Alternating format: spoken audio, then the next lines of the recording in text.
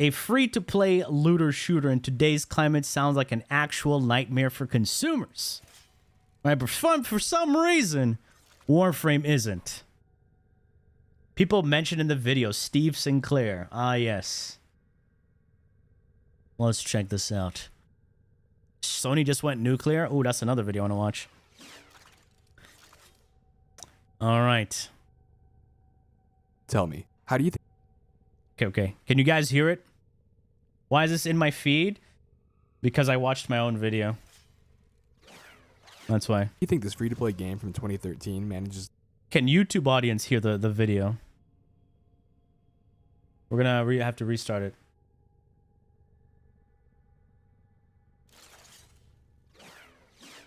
There's too much cock sucking. Alright, we'll see. We'll see. How do you think this free-to-play game from 2013 manages to stay afloat all of these years while it's triple? Simps. And it's accessible. Play competitors are drowning. They didn't need loot boxes, they didn't go pay to win, and they never got desperate for your dollar. How did Digital Extremes cultivate such a loyal community and create the anomaly that is Warframe? Whether you're a longtime fan or never touched Warframe, in this video I'm going to be breaking down the 1, 2, 3 key points that I believe make this game the gem that it is, and how they've overcome their mountain-like hurdles over the years. Before launching their own IP, Digital Extremes relied within the co-development of games such as Unreal Tournament and the multiplayer portion of BioShock 2. While these games have a pretty major cult following themselves, DE's real interest lied in creating their own IP. They wanted a game that mirrored cyberpunk/anime aesthetics similar to properties like Ghost in the Shell and Neon Genesis Evangelion. Their first attempt... I mean, listen. If you were to... How would you even explain Warframe to people without telling him... Well, sorry, without telling them, what do you call it? What Warframe... the whole story of Warframe. Because the Warframe story is very, very short. And the lore is very convoluted. Yeah, because when you say Warframes are Avas, you kind of spoil... You spoil one of the quests. You get what I'm saying? Because if your stream died, no, it's there. Just refresh. Because if you say, hey, all right, Warframe is about, you know, little kids with super magic powers that control these things. You kind of already spoiled the second dream. So how do you say, like, your super powered biomechanical suits that destroy stuff?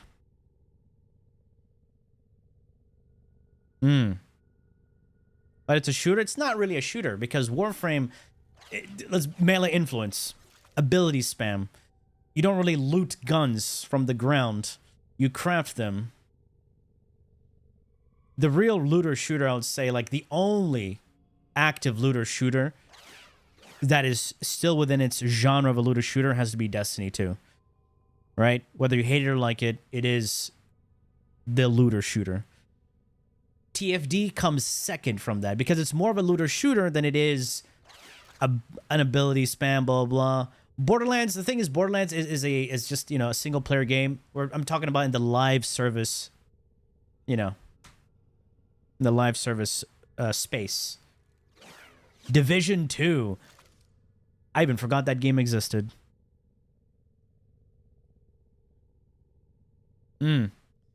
That remains, the TFD remains one, even if God 2, yeah, because you still loot weapons. I miss when the purple weapons were useful. You know, I did have a purple weapon that I really liked, but now you can't use it. Just sad. To realize this project was 2008's Dark Sector. If you've heard of this game, you're probably thinking, I still have this game mint condition in my PS3 case. Absolutely correct. You see, when Digital Extremes showed this project to their publishers, they were pushed to make the project more mainstream, which resulted in a more generic modern military shooter which was of zero interest to DE whatsoever. In the end, the initial concept was laid to rest. Don't you just miss it when DE wanted to make a game that they liked? However, it was not forgotten. Fast forward to 2012, the company was struggling financially. With Dark Sector down the shitter, a few developers from DE decided as a last-ditch effort to flip some of the assets from that title and make an entirely different game from its ashes. I never really played this game. Ideas from their initial vision, it would be a fast-paced, third-person, co-op-centered looter shooter with the sales pitch being ninjas with guns. When bringing this project to publishers, they were slapped across the face with rejection after rejection. Ninjas with guns sounds kind of cool though. Being free-to-play doesn't work on consoles. You need a known IP to survive in live service. You'll never make money with that monetization. Free to play doesn't work on consoles. What year was this? Okay, I don't know back then because I wasn't even playing this. I was playing Aeon. Free to play doesn't, dude.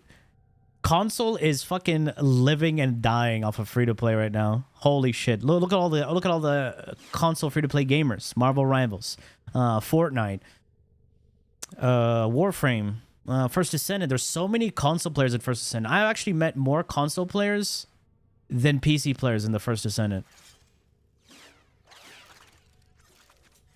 Dude. Rivals, Smite. Smite is a console thing? Yeah, it's crazy. Aeon Ascent tomorrow, or Aeon 2. Bro, in 2012, I knew about CS 1.6 and Minecraft. Dude, I was in MMO hell, I think.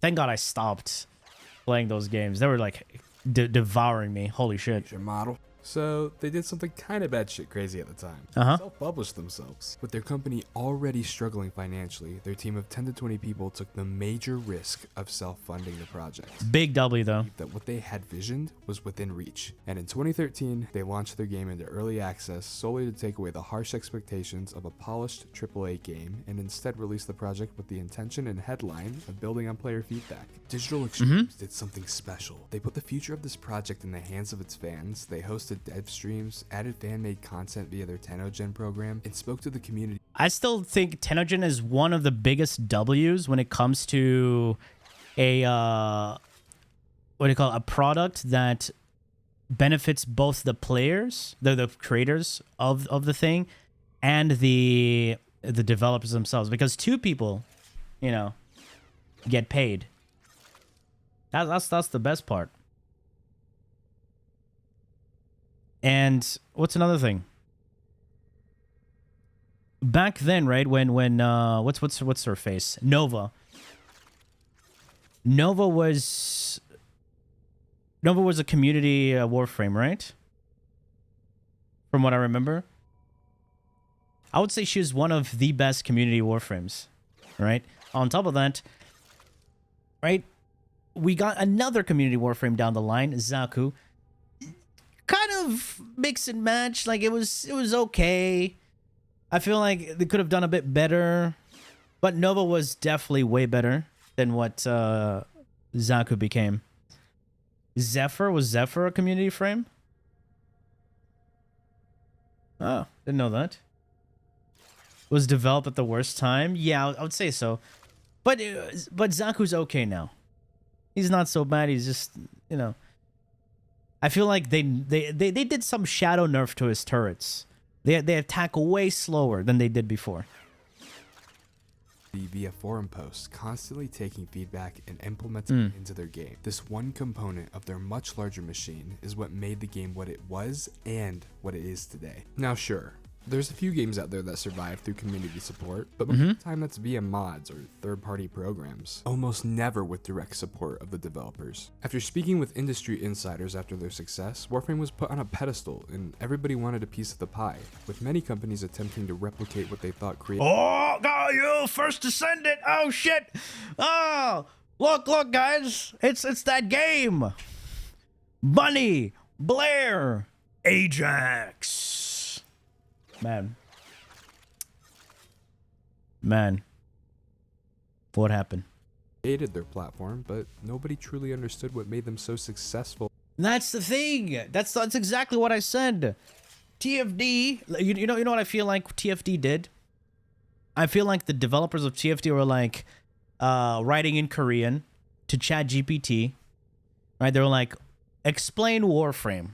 So ChatGPT gave them a general, description of Warframe. And they're like, okay, let's take that and make it into a game. Because they don't really understand what makes Warframe Warframe.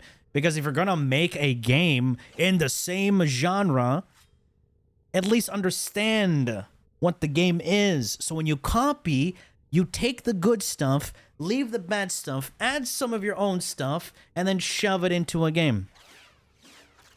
Why do people prefer Marvel Rivals over Overwatch? Well, they missed the 6v6. Marvel Rivals has hero synergy. It's third person, so when you buy a skin, you can actually see your character. There's that. And here's another one. Wuthering Waves and Genshin Impact. Look what's happening with Genshin Impact. It's Genshit Impact. And Wuthering Waves is WW. It's just popping off. You've seen their live stream? It had insane fucking viewership recently.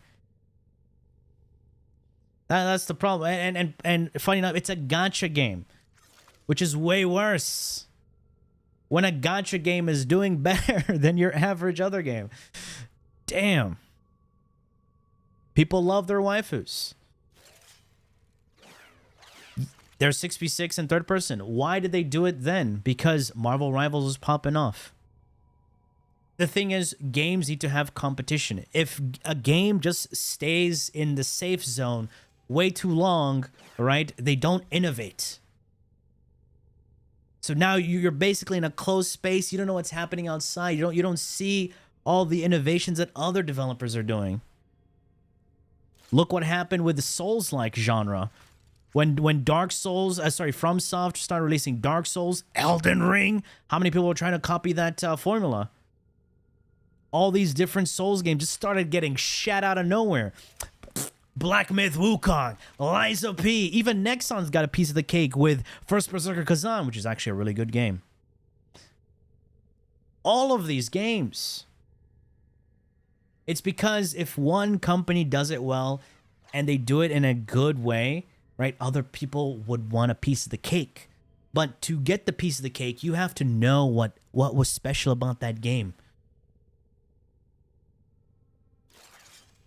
Yeah.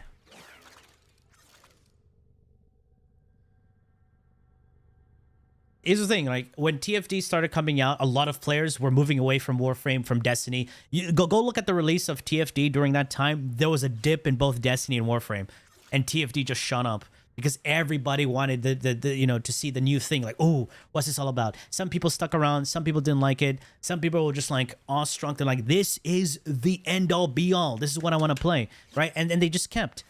And yes, everybody will go through that honeymoon phase. And after the novelty wears off, it's like, do I really want to continue playing? Or do I want to go back to, dick sucking? And depending on which game you came from, you'd pick either. For example, Destiny players who were having a shit time in Destiny came to Warframe. Astacross, Mactix, they all came to Warframe. They love the idea of Warframe. But why didn't they stick around? Because Warframe doesn't have anything to keep them there. Destiny players will always go back to Destiny. Why? There's raids. There's dungeons. Loot chasing. Warframe doesn't have loot chasing at all. Because you just get the blueprint, you get the Warframe, you craft it. Where do you use it? That's what I'm saying. Progression in Warframe is still needs work. It's been years, but the progression system in Warframe is flawed. Unfortunately, if that hurts your feelings, stop it. Think about it. All right? Destiny has a progression system. It's not the greatest, but it's got that drive for you to go out there and try to get the best, what do you call it? Best gun, best armor stats, everything, right? Get that tier 5 with all those perks, blah, blah, blah. Yeah. There's that chase of loot, and there's challenging content. Yeah, recently, from what I've seen, this actually surprised me. You can pick your own difficulty, and if you're, I'm giving a W to Destiny here, even though it's the new season is like missing content as usual, but you can pick your difficulty, and customize your dungeon experience or your raid experience. So the harder you do the dungeon, the more rewards you get. It's rewarding. Like you get good rewards. I was like, what the fuck? You ever played Helldivers? No. And I don't want to play Helldivers. So you say D2 is the best looter shooter? D2 is the only MMO looter shooter. There's nothing close to Destiny 2.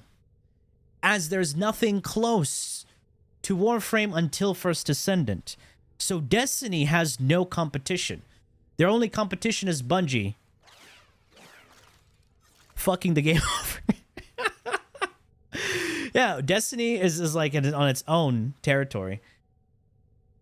Yeah, the only thing that's killing Destiny is Bungie. And Warframe did have slight competition with TFD, so it's like, so it was a point where TFD was dominating to the point that Nexon did Nexon things, and yeah.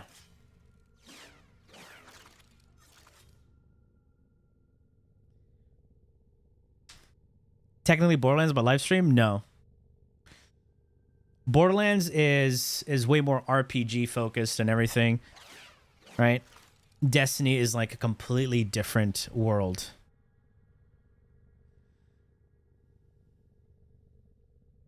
It would be interesting to have proper looter shooter side in Warframe outside of Railjack. Yeah, the problem with Railjack is like it was unfinished, and it still remains unfinished. Yeah. In the first place. In an interview with ex-game director and now CEO Steve Sinclair back in 2018, he says as follows: "You can't take from a game without..." You'll never play Destiny 2 again. I started late, midway through the DLCs. Was deleted and I never got the experience to experience the ending of your OG quest. I fully understand that, and them sunsetting was a bitch move. I fortunately and unfortunately started in Beyond Light, so I did not get to experience the Red War. I did watch a Bife video and everything. I forgot everything already, but yes, there were still some stories that were available that you could do if you bought the pack. So I did get to do Forsaken and all that, but goddamn, right? Starting as a new player, if you start Destiny, you are eating dicks. No other, like, no nice way to say it, because it puts you in the middle of everything. You're gonna, like, I started out the same way as everyone, so confused, like, wait, who is this guy? Who is this guy? Why do I care about him? Why?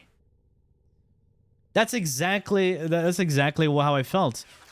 So my friends were like, thank God I was playing with friends, because playing solo in Destiny is garbage. Get yourself a buddy or 2 other buddies. You will be so confused. And they were like, don't worry about it. This guy was from the previous expansion that got deleted. I was like, what? Like, yeah, I know. It was bullshit. Seeing the context of that game. You need to pull something from that game. Any design that you lift from something else is wrapped all up in that context. It needs to be interpreted through your game. Early on in Warframe, players asked, why don't you just sell skins like League of Legends? I'm like, gee, why don't we just do what that $1 billion a year company does for our game that doesn't make any money? You can't transplant those things. Word of warning to those who want to copy Warframe. You gotta kind of make it your own. Some of the times and some... Oh my God. You can't transplant those things. Word of warning to those who want to copy Warframe. You gotta make it. You gotta kind of make it your own, bro. This is the same thing I said. You can't just copy without understanding. He's a developer, so he knows. Because when you're going, yeah, pre-watched. When you're going to make a game, what's the first thing you do as a developer? You do fucking research. Understand what is actually being played, what people want, what's stale. Like Battle Royale right now, like people wanting Battle Royale in Battlefield 6. I'm like, bro, there's too many Battle Royale games. The Battlefield 6 is just gonna be COD at this point. Just go play COD. They don't want to play COD because of all this stupid shit. So they want to infect Battlefield 6 with COD's debauchery. They're gonna call it that. First thing you do is play the game yourself. Exactly. You do research. Understand the game. Of the conversations I've had lately, they say, well, it's like Warframe, but this. And then you listen to everything they're saying. Like, it doesn't really sound like you maybe get that respect to the audience. Digital Extremes ensures they work in the best interest of its players, including every single one as part of a much larger team. This is a company that cares. As I previously stated, the community built this game brick by brick. But how can a game with a player base this large have all its ideas implemented into one polished creation rather than becoming a jumbled up Frankenstein? It kind of is a jumbled up Frankenstein right now. Is TFD a good copy? Unfortunately, no. Updates throughout the years, there's some pretty wild additions to the game that are sometimes just downright insane. From adding a side-scrolling fighter inside of the existing game, introducing the ability to play Tony Hawk's Pro Skater, giving the player their own FL Studio to create music for one character's abilities,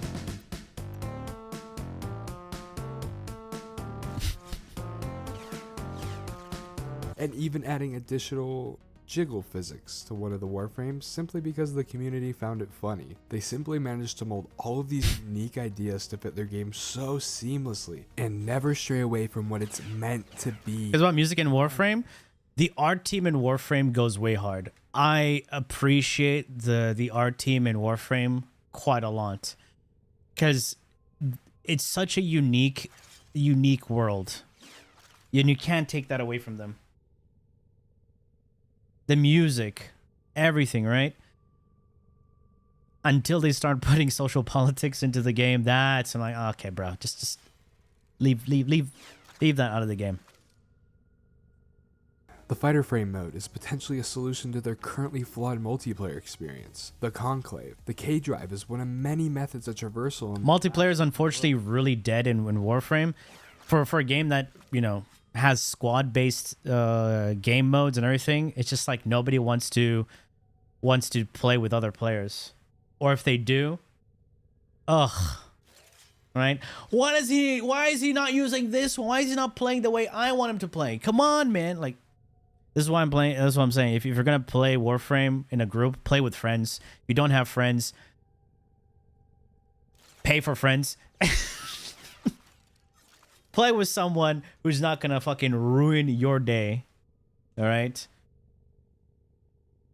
It's providing the player with more ways to get around in style. Octavia's music is part of her build crafting, with the melody, bass, and percussion affecting her ability's effectiveness and behavior. And Wisp's jiggle physics? Well, that's not jiggle physics. They make it work. Player expression in this game makes up what I believe to be more than half of what makes the experience so enjoyable. The build crafting is next level, giving every single player a reason to ask one another what. No prime surefire. Okay, he's using Revenant. Okay, guys, he's using Revenant. It's okay. He doesn't need PSF. Also, replacing Revenant's 4. Let's be honest, right? You're definitely gonna replace his 4. It's dog shit. They're running in any given activity, with different elements and their combinations respectively having different effects on enemies, and each one having its own purpose. Heat strips 50% of armor, cold slows enemies, electricity stuns, and poison deals damage over time and bypasses shields. Pretty simple and easy to learn, but these can be combined in multiple ways to have more advanced utility and effects. For example, cold plus toxin gives you viral, which cuts the enemy's health in half, or Is he? Did you chat GPT this? Did you chat GPT this? Old video? No, it came out a day ago.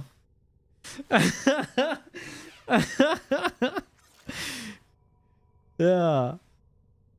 Yeah, dude, that's I mean, if you probably ask ChatGPT how does viral work, they probably might do that. Yeah, that is really old info. Or probably he just got the old wiki. Who knows? Maybe radiation is more your style. With heat and electricity, you can cause the enemies to turn on their allies. And for my arsonists out there, blast is the result of heat and cold, with the outcome being a big ol' kablooey. Currently, there's 6 different combinations in addition to the original 4, making 10 different elemental combos to play around with and test what's most effective for the activity you plan to dive into. Yeah. In addition to this, they have Ribbon Mod. Garbage system. It's unique and rare add-ons to your arsenal that can supercharge your builds and take them to the next level by giving you random stat bonuses that can be re-rolled via the Kuva in-game currency. Garbage system. Weapons introduced an entirely new gameplay loop to acquire. Remember how I said they just throw random shit into the game? Yep. You get these things from playing their version of a fucking roguelike. That makes Warframe a looter shooting, side-scrolling fighter, skateboarding, space pirate, roguelike fishing sim. See, it's a lot of, what I'm saying. There's so much. It's trying to be everything, everywhere, all at once.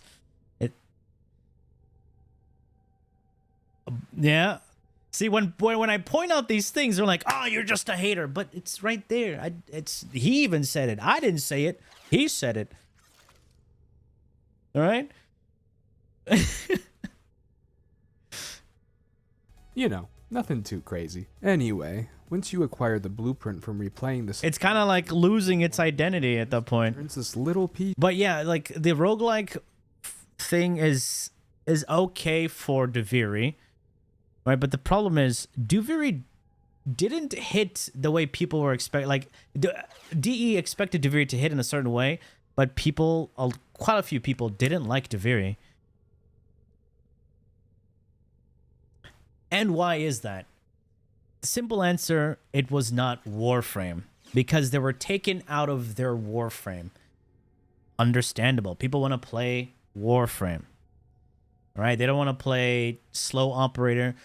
But little did they know, you get like 10 decrees, you're pretty much a Warframe, but in your the drifter.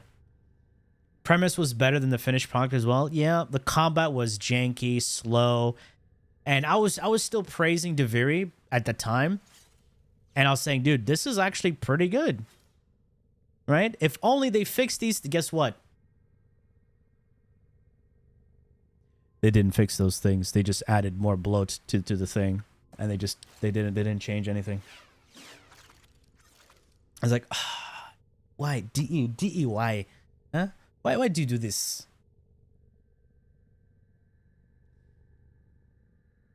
Well, and then I was like, yeah. Then I became the dick sucker, praising Deviri, and then it just went down. I'm like,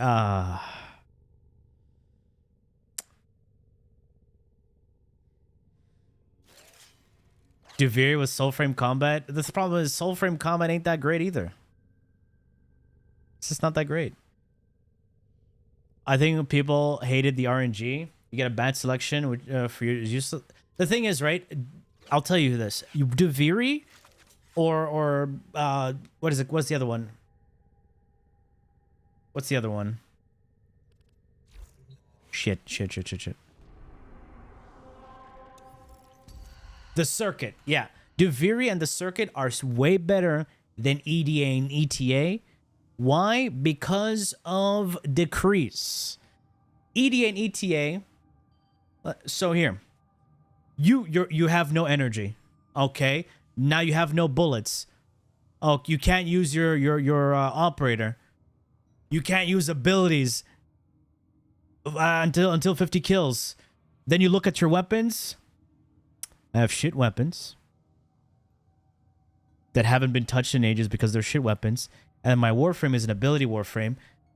And my energy is cut by 75%. And I can't even use my abilities because I have to kill 50 enemies. And then I can't kill 50 enemies with my weapons because my weapons are shit.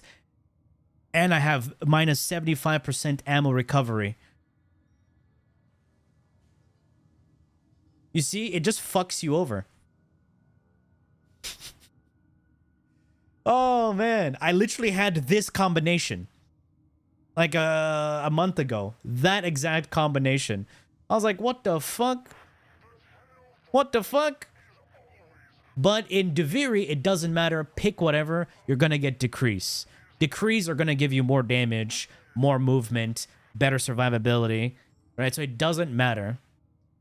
I finished level 9k circuit with just my operator and amp. So again, it doesn't matter what you get in Deviri.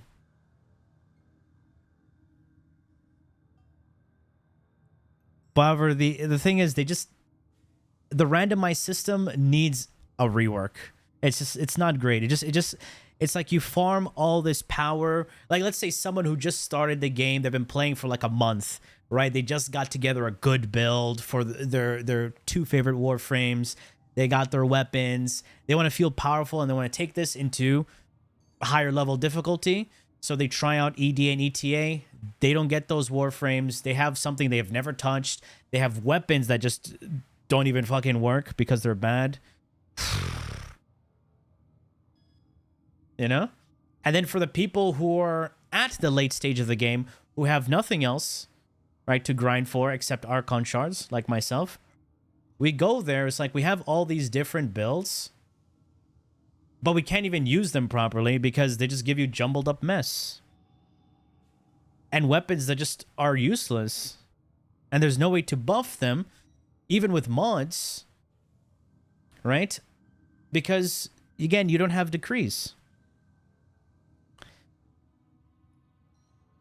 Unironically, the worst game mode, even surpassing defense. The problem with defense is like it's pretty generic, and then the enemy spawn and pathing are just stupid. That's what makes defense horrible. If defense was something like, again, I'm bringing up Destiny, Onslaught. If you ever played Onslaught in Destiny, amazing fucking game mode. I never thought I would like defense missions until I played Onslaught. They do it so well. So in Onslaught, you defend an objective, right? But the defense point changes, okay?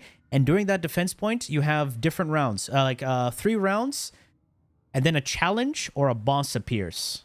Like a mini challenge where you fight a boss or you do like a quick objective, and you get bonuses after that round. Like you get more ammo, you get like a power up, etc., etc. And then you get to 10 rounds, you do a boss, like a final like a boss, and then the defense gets upgraded. And during that, the defense, right, you get little perks that you can put, like little laser traps. You can have a decoy. You can have a turret. Enemies also drop these things to heal your objective. So it allows you to keep going. So it's a tower defense, horde mode, boss encounter. It's so good. Yo! Zenny, thank you so much. Welcome on in. Yeah. So it's pretty good. Yeah, unfortunately, Warframe Defense this is Warframe Defense. Shooter into something straight out of fucking Doom, shredding absolutely everything in your path. All of these different build tools are just the surface. Everything I just stated thus far is exclusively for your pew-pews. Your Warframes are an entirely different story. The Warframe mod system can be as simple or advanced as you'd like, with standard plus health, more damage, energy efficiency, and things of the sort, to more... What is energy efficiency? We got the more health and more damage part, but someone watching this would be like, what the fuck does energy efficiency mean?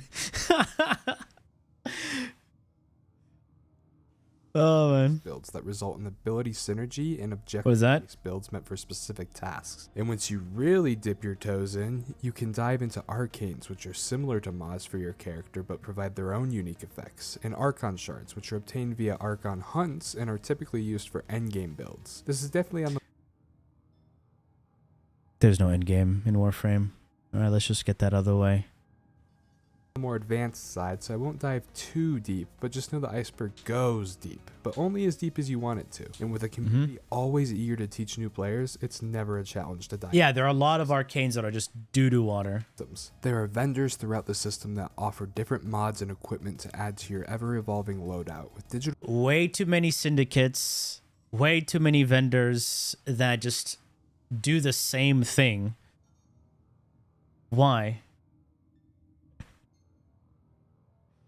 Digital Extreme is constantly giving you new replayable activities with actually incentivizing rewards. Now we can't just forget the most vital element of this game, the fashion frame, baby. DE has implemented a ridiculous amount of customization and expressiveness in their cosmetic system, with color palettes, armor add-ons, sigils, and even Do not compare that Zeraman defense to Onslaught. Not even close. entirely different skins. I mean, look at this guy. He got that shit on, baby. And for those who like to show off their drip, they've added a sharing feature so people can see what you've been cooking up. Now, yes, 90% of the... So what's the point about sharing the fashion when you can't even have players control how they see the fashion? Ah. Right, can someone link me their fashion in game right now? Just a quick demo. Let me close this chat. Exclamation IGN. If you wanna link you wanna message, you can link a fashion. Link any fashion. Weird, whatever. I wanna show you guys something. Alright. Mizu. Alright, so Mizu here. Say link me this fashion. I can't click, rotate, zoom, or anything. It's just I have to wait for the thing to rotate on its own. I don't actually have control on what I'm seeing. It's like, wait, I missed that part. I want to see how the cape looks. I want to see what's in front there. No, I have to wait for it to do its own thing. And some of the linked parts of the fashion don't even show properly. Like if you link Mesa fashion right now. So here, if I go to my Mesa. Where's she at? Number 4. So Mesa, my guns, right? They got some detail there. Copper brassy look, right, with some red details. But if I link this, it's going to be default gold. Yeah. And also depending on their fashion they link, the energy color, so energy or emissive, one of those two, right, can fuck up the display. Did you know that? So if someone has some weird dark energy color and then they link you the fashion, the display is going to be either super dark or if it's super bright and they have bright, it's just going to flood your screen with like nonsense. That's one of the things with fashion. Link and show. I can't really link myself the fashion. Oh wait, can I link myself the fashion? Let me see. Here we go. Link myself the fashion. Oh, wait. They remove the guns?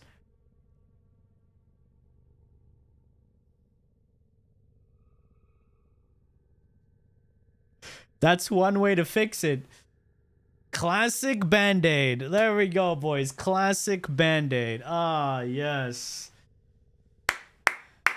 Classic Band-Aid. So now you don't even see the guns. Anyway. Let's continue. Cosmetics are obtained via the premium currency platinum. So typical of a live service game. Of course they're gonna milk me dry just so I can put Rick Owens on my Space Ninja. Psych. Warframe's community all relies on a trading system, which you can trade items you've acquired in-game. Guys, Warframe's go there if you want to get scammed, especially for a new player, right? Go there. Perfect place to get a scam. I mean, get good trades. Warframe.market. Just do that. Community all relies on a trading system, which you can trade items you've acquired in-game like mods and prime warframes, which are essentially enhanced versions of their counterparts, for other players' items, or get this, platinum. The premium currency in this game can be acquired for 100% free. Over the years, I've stacked thousands of platinum just by grinding out the game itself, allowing me to look fly as fuck and to add to my bobblehead collection. It's not necessarily free. Someone swiped and added platinum to the system. That's why you can get it for free. So someone had to spend money for you to get money. This community has always been so welcoming, to the point I see many players always offering to trade new players for essential starter kits, or even to hop.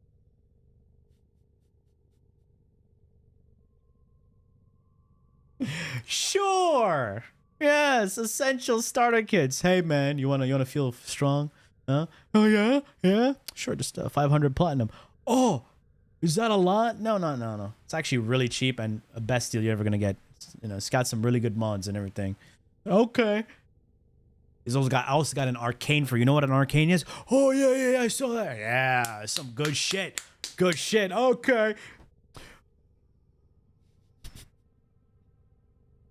Value pack, yeah. Oh, not 800%, sorry, 900, 1000% value. Hop into a call and explain the ins and outs of this intricate game and how it works. You will never find a community quite like this anywhere else. From the builds they share to the crazy customization, the player base is encouraged to individualize themselves and make their way of play their own. The final, and in my opinion, most important piece of the puzzle is the way this team operates. This aspect is so vital, it bled into the other 2 points I've made. The Warframe devs don't just pump out a product, they play the game themselves. They understand what makes their game fun and what needs. About that. They do play their game, but I feel like the only person who plays the game and understands is Pablo. The other ones just play for show. Let's be honest, right? Playing and playing like players and understanding are two different things. Because devs will play their game, but they're not going to play it the way players play their game. Devs are playing the game to develop and make the game function, while players are playing the game to do the things that the game was designed to do. Yeah. So, exactly. They don't play like players. They play the game, but they don't play like players. So it's kind of different. Right? And they're not like Larian. There you go. Needs to be changed. Or old school or the old PoE devs. They're different. Not just amongst themselves, but with you, the player. Rebecca Ford began as an intern at DE and worked her way up to community manager, and from her influence on the project and the community as a whole, she now stands as the game's director. From intern to head of the game is honestly a crazy feat. Ah yes, registered losers. And when she was asked how they keep the game fresh during an interview at E3 2019, she said, "I think it's just believing in the choices that we want to make." Blonde Reb doesn't look good. I don't know. It looks weird. Do we want to tell a story one year? Do we want to give action one year? Do we want to make an insane boss fight? The players really do direct a Insane boss fight. lot of what we're doing. You know, if they're like, there's no endgame content, there's kind of a behind the scenes focus to talk about and figure that out. Kind of, you know, correct our course a little bit based on that type of thing. This is amazing. It makes this game truly made for the players. The devs still introduce unique and interesting ideas, but if people are asking for something, they always deliver. From reworks to complete overhauls, this isn't just a product with a few bug fixes. It's a constantly expanding universe that they allow you to grow alongside. Every time I've taken a break from this game and came back, it's felt like they've released a sequel with the sheer amount of content that— I think that's the best way to enjoy Warframe. Like, as a regular player, you play and you leave and you come back like, oh. Then you leave, you come back like, oh. Because if you see the actual production going through its process, ooh, you're like, ooh, okay. Oh, that's good. Yeah, man, fuck this game. Oh, maybe. Oh, shit. Oh, they did it again. Wait, that's okay. All right. Yeah. Good. Right? Doesn't that look familiar?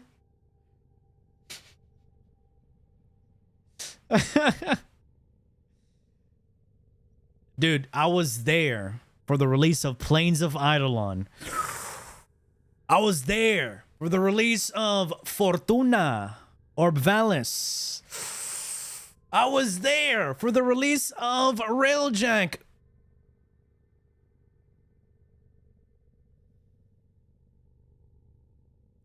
Man, if you thought Unk back in my days, sorry to hear that. Yeah, I was there when Maiming Strike was meta. Yeah, dude, I was like farming Maiming Strike and using that as currency. I'll be like, what you got? Show me what you got. I have this prime frame. I have Can I please have it? Sure. Dude, I didn't have plant, but I had a bunch of maiming strikes. I got lucky. I used that as currency. I bought so many prime frames. Back when I say prime frames, back then Ember was 450 plant. All right. Expensive, eh? Loki was disgusting. A Rhino was fucking expensive, so I was using that as currency to just buy things. Yeah, it was crazy. Maiming strike was 600. Is money. What's up? What's up, Sam? Yeah, dude. And my greatest prized possession was the Skoliak Riven. Crit damage, attack speed, range with a negative. I sold that for 25,000 platinum.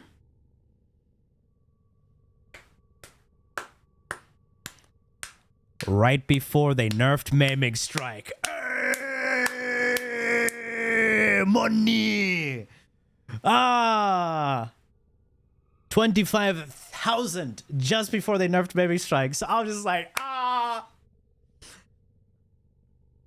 bitch. Dude. Guys, pay attention to the patches and everything. Oh, brother, man. That guy must have been furious. Dude. Yo, Akari, what's up? Oh, what are you Australians doing up this late, huh? Welcome, welcome. It was a lot. It was a prime chamber for 2K. Yeah, prime chamber was crazy expensive. 2K, wasn't there someone who yeah, I don't know if this is true or not, but I've heard a lot of stories about this, about the guy who sold what do you call it?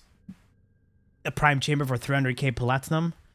It's only 1030. Okay, okay. Yeah. Yeah. Every single update. Digital Extremes loves to celebrate their community and are so proud of the work that they produce, to the point of hosting an entire convention dedicated to this singular game. This convention is named TennoCon. Now that is fucking impressive. And even if you can't attend in person, 300k, yeah. An entire live stream event every year consisting of major game reveals, free giveaways just for watching, and so much community engagement. D also has their primetime and dev streams where they show the community what they're up to, what's coming soon, and answer any questions and take. I don't know if does primetime show anything useful. I watched one primetime and it was they were just like chatting, and usually the primetime stream is like at like 10 p.m. my time. I ain't sticking around for that. Yes, you really pull up to their stream and talk to the developers about what you believe the game needs or what you'd like to see implemented or changed. That has never been a possibility with any other game ever, at least not to this degree. Come on, don't put Ubisoft there. Let's be honest, Ubisoft doesn't care about anything. All right? If they cared, they would actually make good games.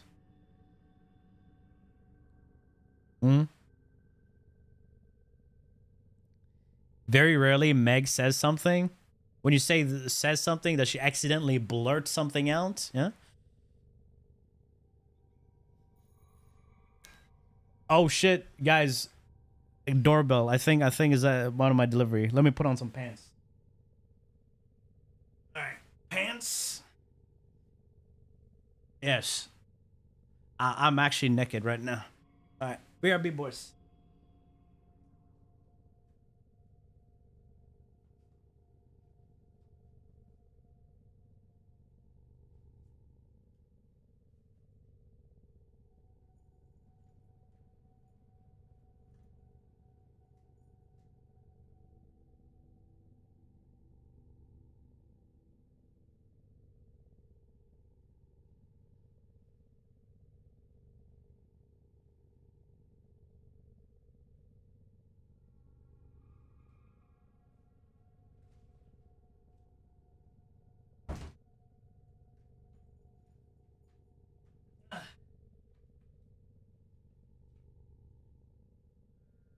All right.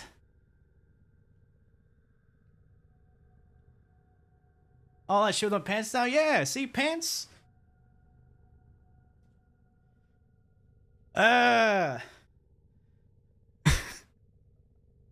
It's gone. Let's continue with the video. My my epoxy arrived. I gotta do some filling, you know, some cracks. These motherfuckers take notes during streams. Oh, there's an issue with that? Yeah, I got a treadmill in my desk, but I'm not on it right now. A bug in this game never lasts more than a week.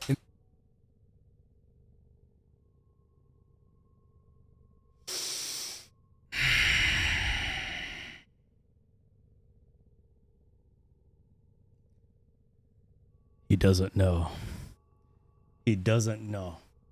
The lies are here.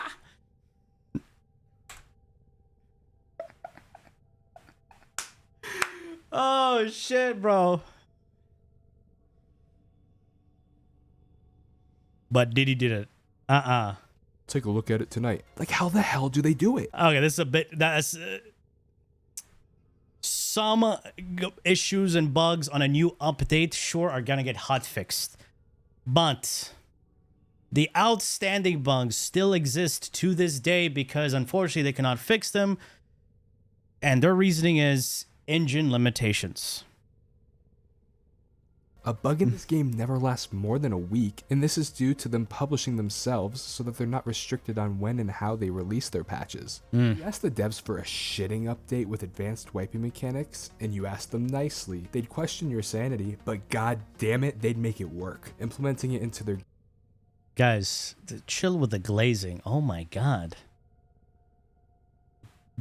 Man, I'm getting sprayed over here from all that juice, man. Chill out. gameplay loop, giving the player advanced What up, man? based on constipation levels or some shit. I believe their secret sauce to their success is for making this game personal and not just a product meant to milk money out of your pocket. I can honestly say, after being part of this community since 2017, this is a team that cares more about the game and the community than the few extra dollars it could put in their pocket. In the end, Warframe was a game made in spite of the industry that surrounds... I feel like this guy has played a lot of live service slop games, and then he's coming to Warframe, which, you know, it's a lot easier to get into, and a lot of like the premium currency and all that, because things are tradable. It feels accessible and not overwhelming as much, especially for some casual player, because he did say he's playing and leaving, which is actually the best way to enjoy Warframe, especially as your average casual player. But someone who constantly plays the game, you do notice a lot of the underlying issues that the game has.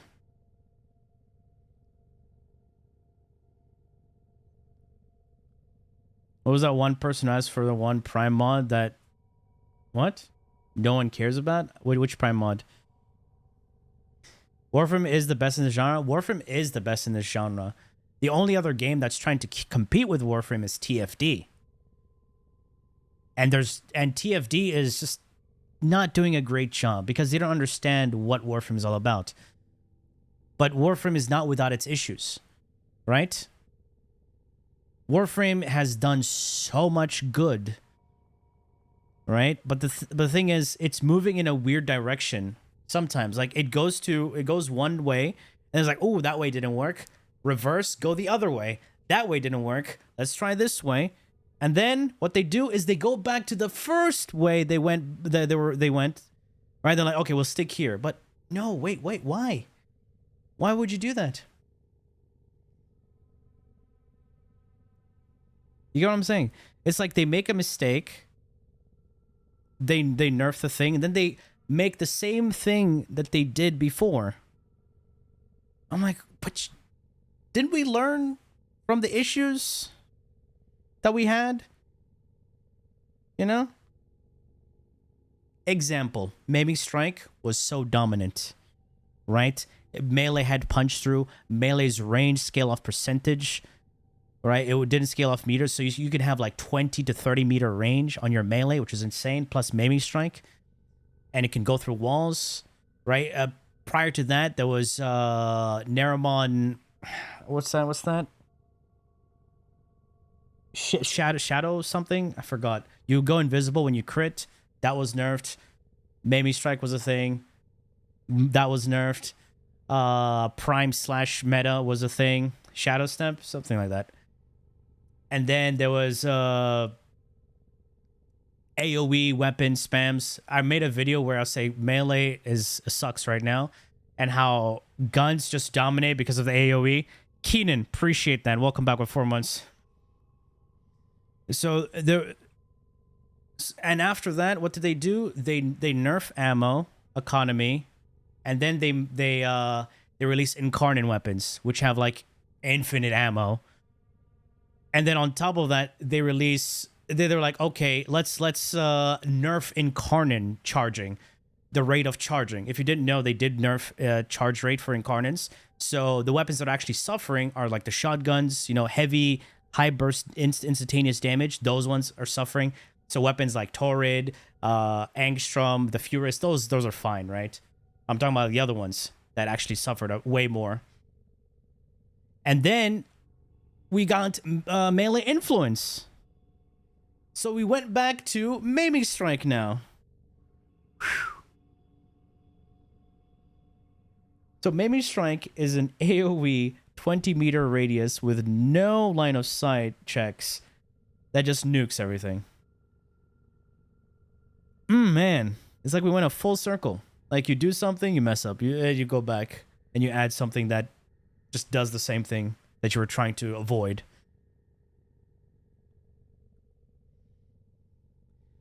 All right, which DE would expand systems they made before, like Deviri? Yeah, okay, here's another thing. They do release so many new areas, like open worlds, but they don't expand on it.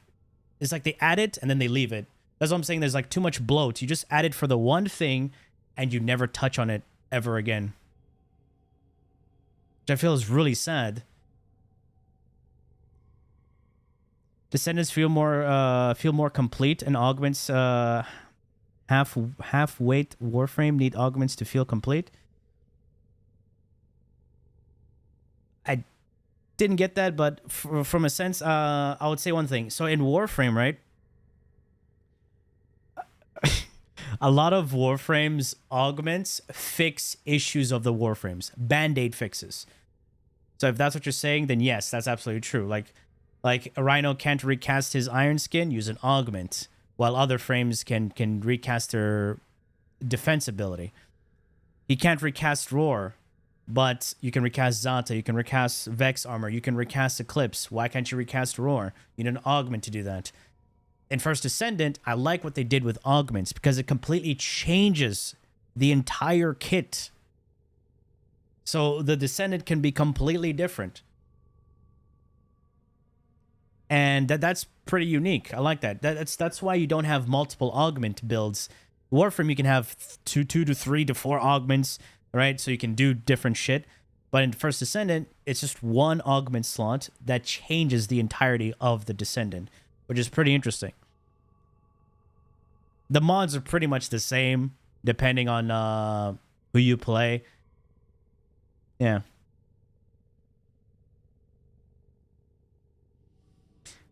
I went back to the Plains of Idle and they expanded the map. Yeah, I just didn't like that when the new world released, it fucked the plains. Like it's in a shit state.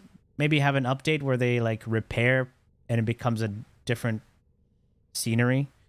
You know, the best? It's fine. Stemmer, we got it. We got it. And the thing was with Nexon, right? It's money first, definitely. They will make something and expect people to play. They're going to add a lot of Gunnar stuff. Vindictus. That's one of their other games. A lot of Gunnar stuff, and people pay a lot of money for Gunnar skins. And the recent Vindictus, right? Guess what? A lot of jiggle physics. So I mean, we played it on stream.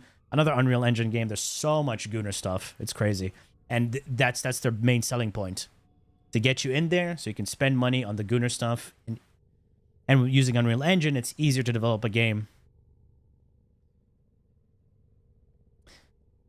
How much DE does right? Yeah, DE does a lot of things right, but they also make a lot of mistakes. No one is ever perfect. But the thing is, people just want to focus on the positives all the time And when you talk, and it can turn into toxic positivity to white knighting, where any form of criticism of things that they did, which was dog shit, right, turn into like, ah, that's slanderous. You're trying to defame them. Like, no. I do stupid shit all the time. Right? And you can say it like, oh yeah, you did this, it's fine. Are the physics better? What game are you talking about? Oh, the jiggle physics? Oh yeah, jiggle physics are way better in Vindictus.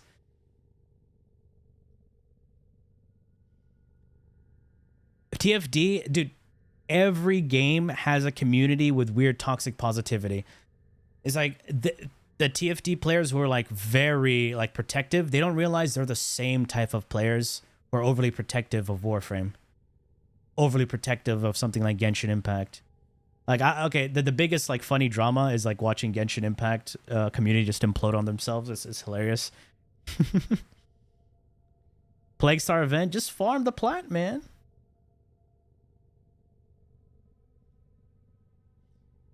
Yeah, Warframe does have issues with explaining things. I feel like in First Ascendant, it's like they over-explain because of the localization, right? It's going from Korean to English. So the detail is just, it's way too detailed where it just feels like word vomit.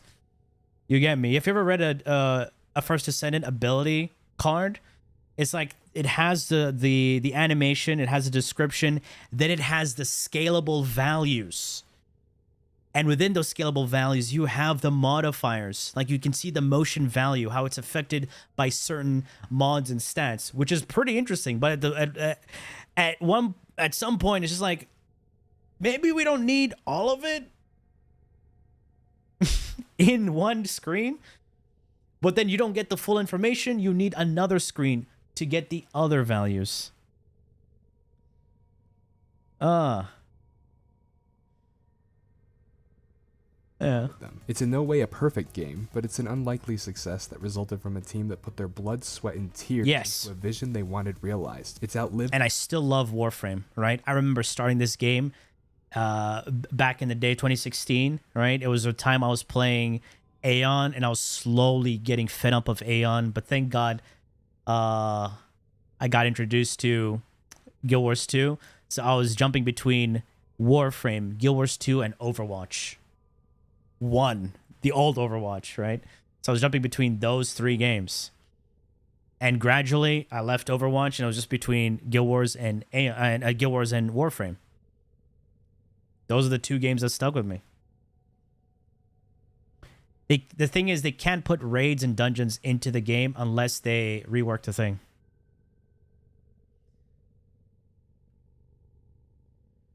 Yeah. Ability max expandable value started at 300%. Like, just tell me the meters. Yeah. It's like, I want to know the distance. The games around it because its community has an undying respect for what Digital Extremes has been able to create and grow over more than a decade, giving them a story to tell. From the underdogs to leaders in their space, and companies failing to figure out how to be the next Warframe, they built something impossible for a soulless corporation to replicate, because Warframe was made by you and I. Yeah, it's a good vid. There was a bit too much glazing right around here. I was like, hey, relax, buddy. You don't need to go that far. But yeah. Here's the vid if you guys want to watch it.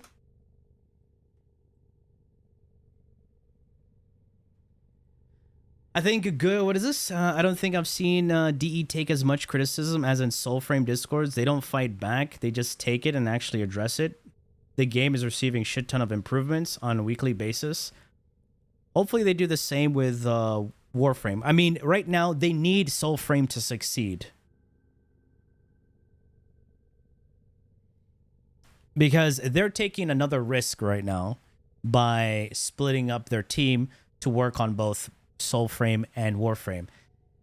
The thing is, right, Soulframe is trying to be another version of Warframe, where I find like it's not the best route. Soulframe should have its own identity. for a game called Soulframe, I feel like doesn't have much soul. It's trying to be something that's in a weird space. Like if Soulframe had main thing Soulframe needs to improve on, number one, voice acting, right? The world, the characters, it's amazing, right? The two things I hate in Soulframe are the animations and the combat. They feel ass. It has potential, true. Let them cook. That's what I'm saying. Like everything they're showing now will wait. And I don't feel like they should do free to play with Soulframe.